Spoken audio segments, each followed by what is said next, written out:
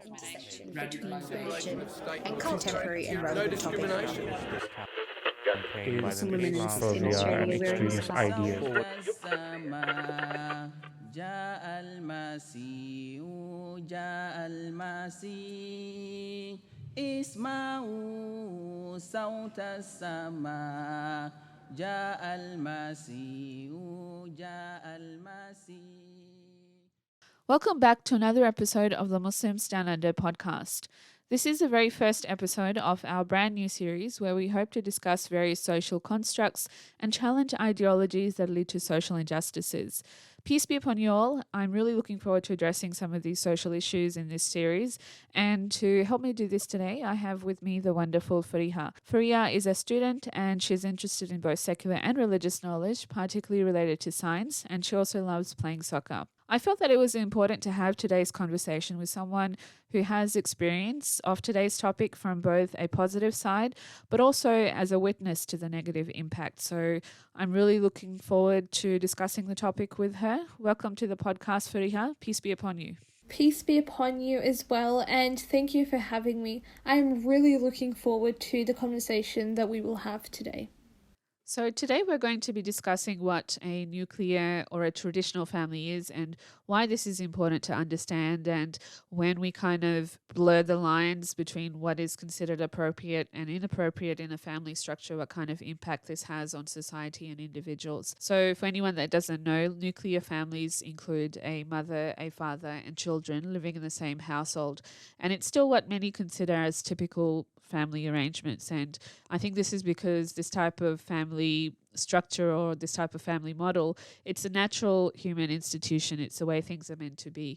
And this then, enables healthy relationships, and they model those loving, caring and supportive relationships for the children, but not only between the children and parents, but also between the mother and the father. And then also, of course, this has that broader impact on society as well, because when we have happy, healthy and functioning families, the way society operates also is more peaceful and cohesive. So when a mother and father, they work together, they support each other, they model a loving and caring relationship within that traditional family structure, the children experience so many aspects of growth.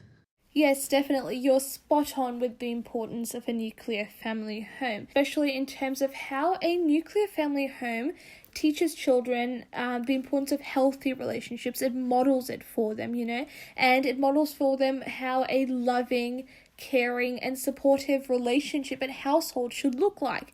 And then this then transcends into future success for the children.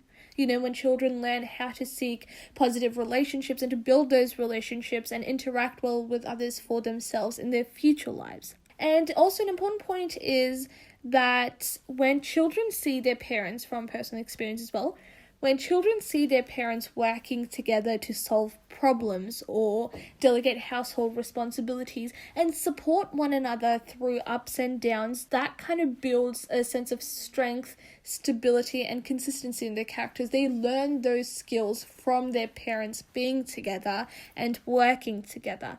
And I have also experienced this as well. So I've been brought up in a nuclear family home with my mum and dad, and I've noticed that both of them being together teaches me a lot. And even I learned separate qualities from both of them, which kind of highlights the importance of having both of your parents there, because obviously it's impossible for one person to, have all the good qualities that you're supposed to learn and that'll be helpful for you. So having both parents together is really important. For example, from my mum, I've learned the importance of patience and the importance of hard work, And from my dad, I've learned the importance of resourcefulness and persistence and so on, which have helped me thus far in my life, and I'm sure will continue to do so as well.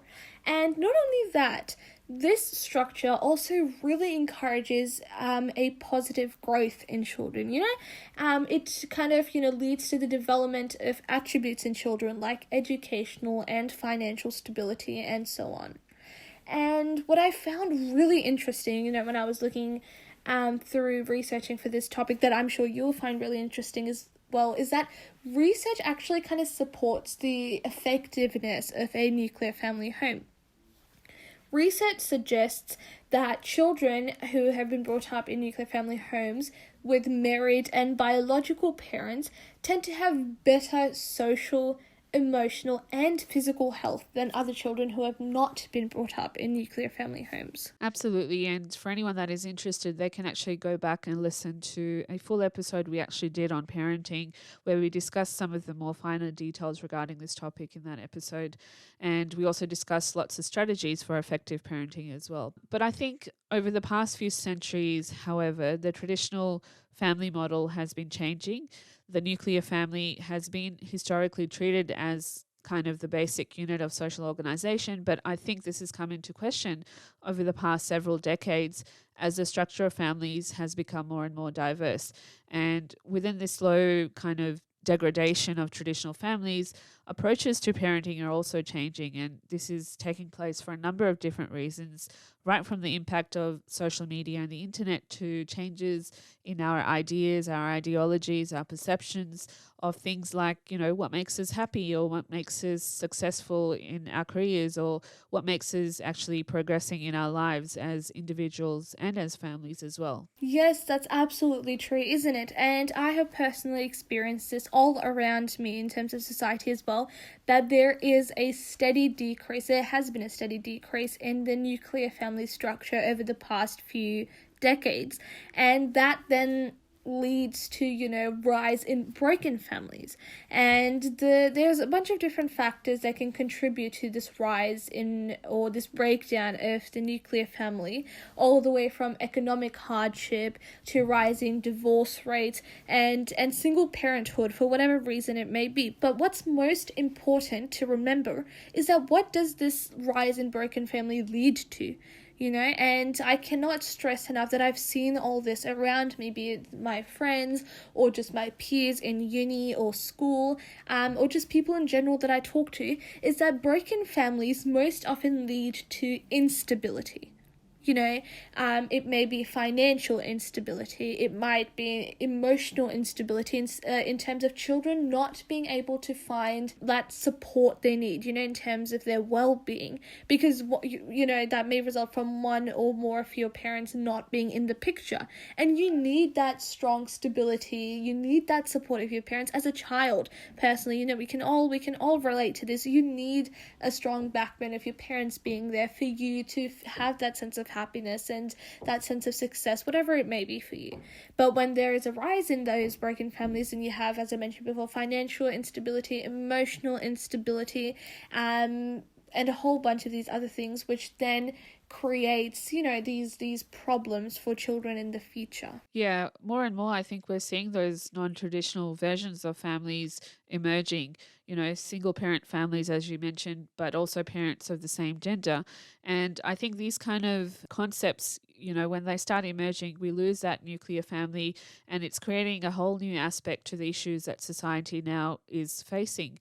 And there's so much research and evidence to support the impact this is having on society. For example, there is research to state that girls who grow up without a father, they will hit puberty at least a year earlier, creating a massive physiological impact on their bodies. And similarly, there's also research and evidence to show that boys who grow up without a father, they develop genetic differences that lead to a lower lifespan, so it greatly impacts their health. So there's so much emerging, I think, as society is progressing towards this pathway that supports the fact that creating families that are not built upon that traditional nuclear structure is not always going to be a good thing. Yes, you're absolutely right. And as well as that, with what you've mentioned, there's also research that shows that children who grow up in single-parent households outside of that nuclear family structure are more likely to experience things like poverty, crime, and drug abuse, amongst other social ills. And they also are more likely to drop out of school and have lower educational levels, which obviously then impacts their futures, right? It puts their futures and their future careers and everything in jeopardy. And the more important thing with that is that the disintegration of the nuclear family has also led to a decline in social cohesion and a rise in societal problems. Now, obviously, there's the question of how does that work? because a household is the basic unit of society, right? And parents, I genuinely feel that, and from what I've also observed around me often, parents kind of underestimate the responsibility they have in terms of the upbringing of their children, because they often overlook the fact that the children that they have are going to grow up and become members of the society. These are the children that are going to grow up and make the society in the future. So it is extremely important that parents invest the time now to teach them the correct habits, to teach them the correct morals and the rights and the wrongs, so that when they grow up, they become responsible members of the society and do not damage its social cohesion or its harmony or other individuals in society. So in that aspect, I think it's really, really important. I cannot stress enough the responsibility that parents have towards their children in terms of their upbringing for the benefit of the society as well. Then I also want to really add in here that I did an essay for my psychology unit in uni, and the topic was how the environment of a child impacts their behavior when they grow up. And paper after paper of the research that I did was all about parents. Parents are the most important factor of the environment of a child. And from something as small as I've read that the eating habits, the unintentional eating habits of parents, children pick that up, and that's how they construct their eating habits in the future. So that's a small example. Other than that, there was also how parents interact with each other impacts children. And the most important one I found there was when a parent is out of the picture. The significant emotional impact of that, how that leads children to develop, problems with interacting with others and communicating with others in their future. So it is extremely important, this nuclear family structure, because it creates a sort of environment for children that leads to their, happy, fulfilling and successful lives in the future. And also, moving on from that, there is also, nowadays especially, the very prevalent issue of lazy parenting. And how does that arise? It is because you would probably agree with me as well on this, that children are now being looked at as like a work or burden, instead of learning to enjoy life side by side with their children. Parents have started to kind of, view them as a burden. And what I mean by that is that, for example, you go out shopping and you have your child with you, and that child, for whatever reason, starts crying or whining in public. The parents immediately pull out a smartphone or a tablet and just hand it to them to calm them down. And that does work temporarily. But what are the implications of that? Tech overuse is the implication for that, lazy parenting has led to tech overuse. But the interesting thing with that is that psychologists, teachers and parents all notice the effects of overuse of this technology. That technology with children is what is being described as significantly reducing their emotional intelligence. And I'm sure we've seen plenty of examples for that. And I guess obviously, there's the thing that, okay, your parents are busy, they have their own lives, they have their own careers, their work, their studies, or their own aspirations and whatnot. But that's where I think the importance of balance and priorities comes in. If you are a parent who's working, but you also have children, you need to realize that your children are a priority as well. They need you, so you need to create that balance between your work and your children, which is significantly important. And that can be hard, obviously, but it's a learning experience, and in that you cannot neglect children. You can obviously argue that, it temporarily calms down children. Okay, I understand that, I see that, but what that leads to is addiction. I have experienced that in my home as well. For example, I have a brother, and he used to be really into gaming and things like that, but what we started to notice, me and my parents, me being the elder sibling, is that, every time he got out of his gaming or whatever, he started becoming really frustrated at everyone else. So then we kind of really regulated and decreased his tech use, which led to him becoming more emotionally regulated and self-regulated. And so parents going to have to take that into account and have to regulate that. I'm not saying that, oh, don't give your children technology at all. I mean, there are days that, you're really tired, or there are times where you're really tired, and that can be important, but you need to regulate that. And another thing with that is that you cannot always, be 100% sure of what your children are consuming online, especially with YouTube. It's so easy for a child to go from one video to a completely different video that's probably not appropriate for your child. So there's that implication as well, that your children could be consuming content that's, leading them to adopt bad morals or bad habits and stuff like that. And if you're not there to kind of teach your children that this is not right and this is not okay, if you're not giving that time, if you're being a lazy parent, then you're kind of putting them in a bit of a jeopardy there, aren't you? Yeah, there's just so many examples of this, I think, and so much impact this has on children. It also decreases the ability of a child to learn how to self-regulate their emotions. For example, when a child plays video games or uses social media, the brain releases dopamine, which is connected to feelings of happiness or pleasure. And so when a parent uses this mechanism, this technology to help a child cope with their emotions, those feelings of frustration or anger the child is going through when the parent, hands them an iPhone, an iPad to distract them and to make them stop crying, they were never really truly dealt with.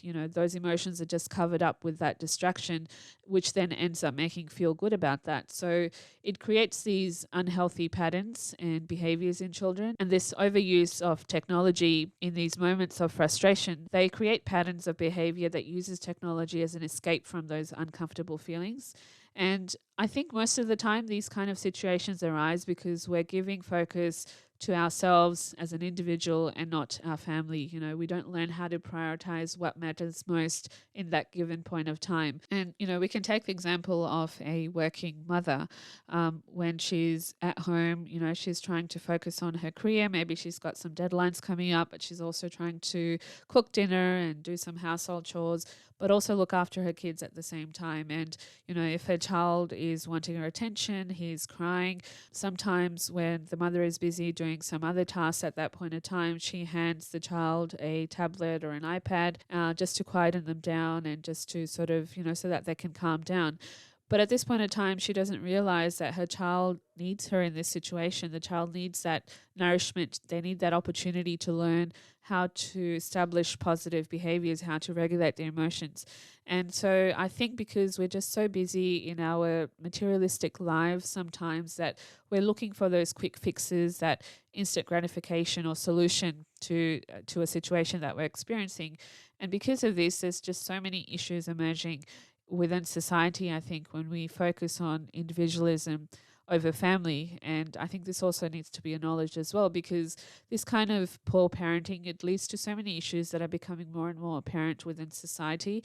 And at that point in time, we might think that this is something very small, it's something very unintentional, and it's not going to create an issue for the child. But when a child starts to lose those kind of opportunities to learn values, to learn morals, that gives them their anchor for their identity as a result of this kind of parenting, society then eventually becomes very fluid. It becomes very volatile because we've got these children who haven't learned how to regulate their emotions. They haven't learned how to, look after themselves. And this then impacts their personality. It impacts the way their identity is formed over time as well. Yeah, no, you're absolutely spot on with that. Nowadays, we can see, because of the significant influence of social media on our lives, we can definitely see that there's various ideologies these days in mainstream media, and they're becoming contagious because, when parents are not giving their kids the time that they need, the support they need in terms of understanding their identity,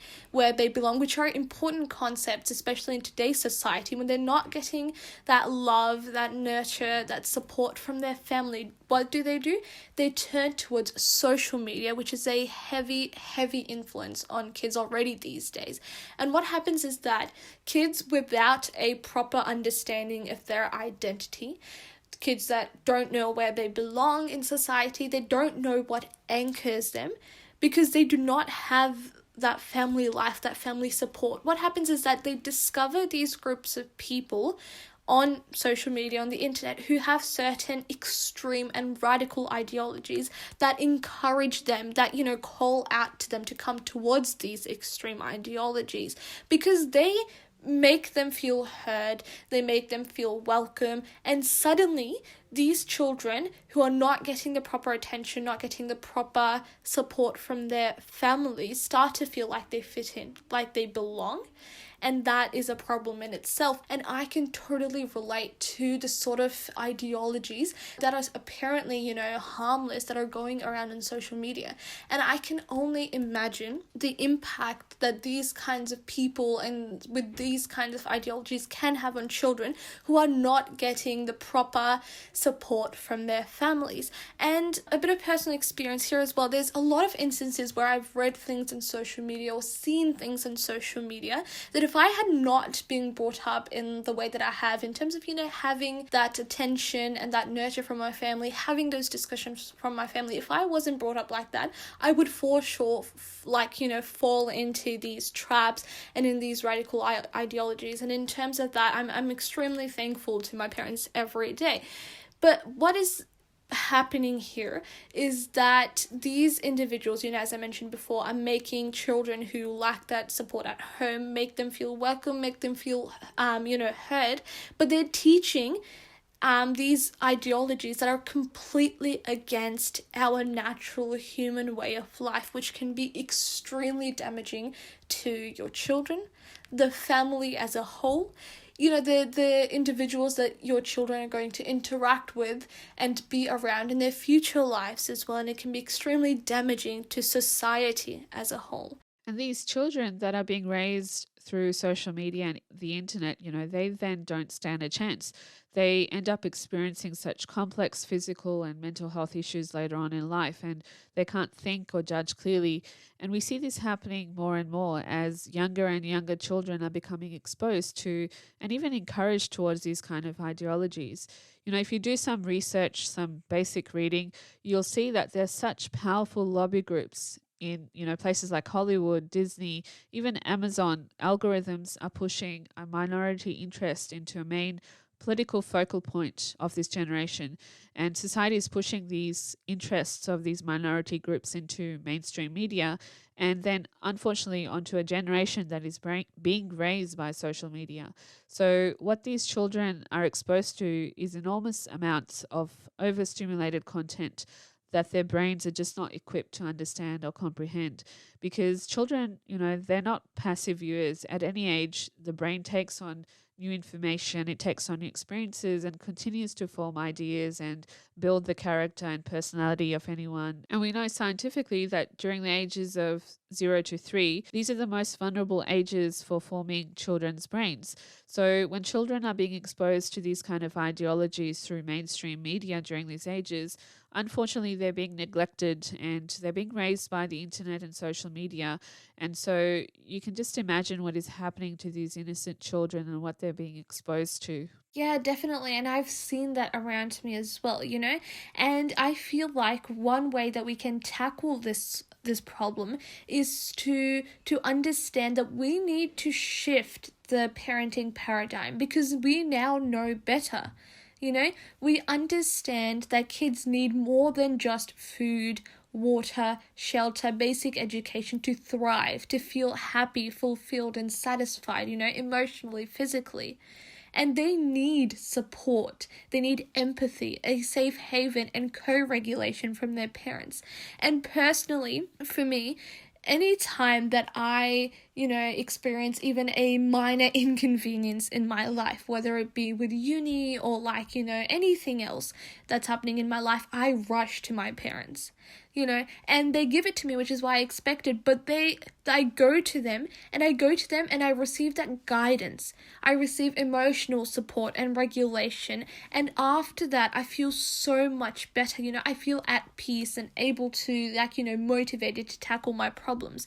And I feel like that is what parents need to realize, is that, they have this responsibility to provide their kids with this sort of nurture to ensure that they are truly happy and anchored and fulfilled and at peace, and they're able to live fulfilling lives. As well as that, me and my family, we like to do this thing where at least, any time that we can, we all get together, whether it be for dinner or it be for like whether we're watching a TV show or a movie, and also sometimes without technology, where we just sit together, have this quality time where we're laughing, we're cracking jokes, and you won't believe it makes me feel so much happier.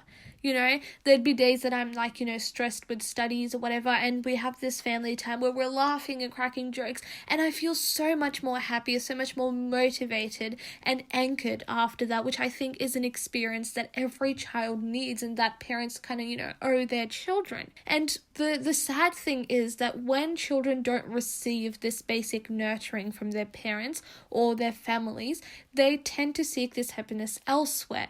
And what is really interesting is that the basic understanding of what it means to be happy has shifted. I think by now we realize the importance of a family unit, that both fathers and mothers have roles to play, that they both influence the child in so many different ways and they nurture their development and growth. For example, fathers are there as figures who need to show leadership, they need to support the family, they need to earn a living, be a protector and a provider for their families, while mothers are there to teach kids things like moral values, responsibilities, and sustain a nurturing environment through love, attention, and dedicated time for their children and support them in everything that they do. And this is not to say that either parent can't do any of these things. I think both parents need to be present. They both need to promote that positive role model for their children. And there's just, again, endless research, endless evidence showing how when both these roles, both the mother and father, when they both work collectively and effectively, it nourishes the upbringing of a child. And in terms of priorities, I think, fathers need to realize their responsibilities towards their families. And similarly, mothers also need to realize their responsibilities towards their families as well.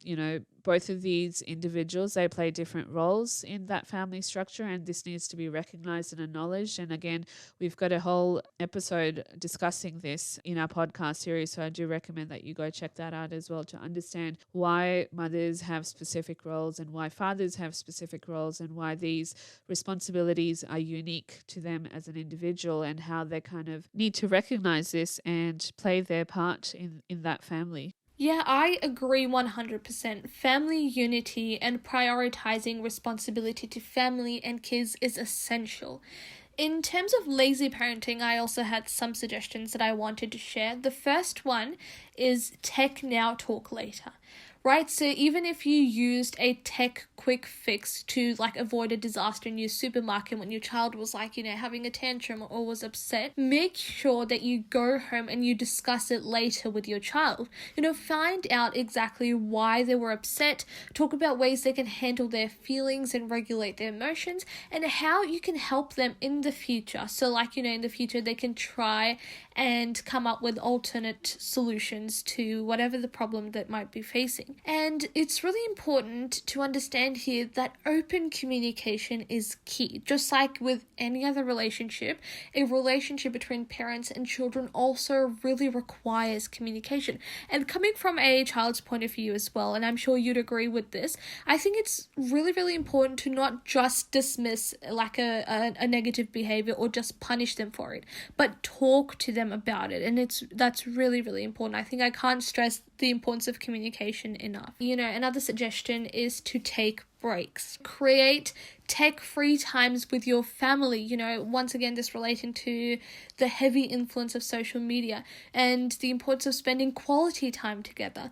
These can be meal times, rides in the car, Sunday afternoons, or whatever works best for your family. It's not really important how you do it, but it's really important that you have some sort of, moments of face-to-face interaction. And even though it might seem like a small thing, it's a really important thing. I assure you that, because it ensures the spending of quality time and removes any sort of barriers that you might have in your relationship with your children and vice versa. And I think spending quality time is a must, because you need to get those moments where it's just you and your children, without anything else, technology or anyone else. And you get to really understand what's going on in their lives, what's going on in their minds, and you can help them and guide them accordingly. Another suggestion was self-check, because we all know that children do what you do, not necessarily what you say. So we need to set an example for our children, and for that we need to do regular self-tech checks or other checks on ourselves as well. Are we missing out on any moments with our children? How are we acting in terms of technology as well? Are we always on technology and ignoring or avoiding our children? Because they will, I think, as I mentioned before, kind of really adopt your habits and go off of what they see you doing. So I think these few suggestions are really, really important. And obviously parents, it's a constant struggle. They need to try, kind of experiment and find out what works best for them and their children. But these were just a few suggestions that I've seen my parents implement, and that I think, even from a children's perspective, is really, really important. Yeah, so in terms of developing a healthy identity, I think this is probably the most important aspect of the growth and development of a child. Developing a positive view of oneself is fundamental to every child's ability to learn and to engage effectively with themselves, but also the world around them. I think this is critical of developing their identities because, they learn things like morals and values and how to live and function as an individual, but also within society as well. So parents need to teach good moral values to form that ideal identity and instill in their children the knowledge to determine right from wrong and explain why certain prevailing ideologies may be incorrect. Parents also need to value the thoughts, emotions, and feelings of children. And I think they need to help them to navigate the ups and downs of growing up. They need to be present. They need to listen to their children. I think when children experience this kind of attention and focused love from their parents, they won't end up turning to anything outside of their family homes, external forms of appraisal or appreciation, which is, I feel like, often the hook that is used by these kind of negative ideologies that persist within society today. And so I think children also need to be informed and educated about the immoralities that exist within society. In schools, children learn so much these days in the name of, freedom of education and expression. However, as parents, we need to ensure that we are teaching children what is right and what is wrong, what is immoral, and we need to be able to take them in confidence and show them our own good role models and save them from any negative effects that exist within society. Exactly. Having a sense of identity can make a huge difference in a child's life. As you said, whether it be in terms of their growth or development, in terms of how they function in society, and their lives just in general. When you have a strong sense of identity, it really enables you to make better choices in life. It gives you the freedom to choose and make the correct choices. It gives you that wisdom. It allows people to live authentically because their choices are coming from their own personal set of values and are not influenced by any outside forces. And I do understand this is probably something that is easier said than done. As a parent myself with children in school, I do recognize how hard sometimes it can become discussing these kind of things with your children. But at the same time, I believe that, we do have all of the resources, all of the education information we need at our fingertips for us to learn ourselves first and then learn how to teach our children to determine, what is right and what is wrong and how to kind of not be impacted with any negative ideologies or the negative effects of social media that we see emerging in society today. So I think it is important to realize the role, the function and the value of that traditional family and how healthy parenting can nurture a child's growth and then how it impacts society overall long term. But also recognize that as individuals, as parents, we do have a role to play and that we can do so much if we recognize this role and give it the importance and the time it deserves. I think we also need to acknowledge that overall, the way of life we live will continue to change over time. And it is important that we adapt rather than be overwhelmed by the pressures we experience in our day-to-day lives as well. I think we need to remember that our children, they're a sacred trust given to us from God, and raising children is a very serious, it's a very difficult, but it's also a very humbling undertaking. And parenting requires infinite patience. It requires a lot of prayers, and we need to recognize that no matter how hard and sincerely we may be striving to be good parents, at the end of the day, it is merely the grace and mercy of God that will guide our children and keep them on the right path. So I think that's all we've got time for today. Thank you so much for joining me, Fariha. As a young person yourself here in Australia, I really do appreciate your input and your insight towards this episode. And thank you so much for having me. I really hope that this conversation has helped our audience understand this topic better and to learn a few new things. Thank you so much. Thanks, Fariha. So, as always, to our listeners, thank you so much for joining us on another episode of this podcast. I also hope you've learned a few new things today. If you've got anything to share with us, you're always welcome to reach out to us, contact us through our website and social media. Do check out our other podcasts, and I look forward to speaking to you again on the next episode of the Muslims Down Under podcast. Peace be upon you all.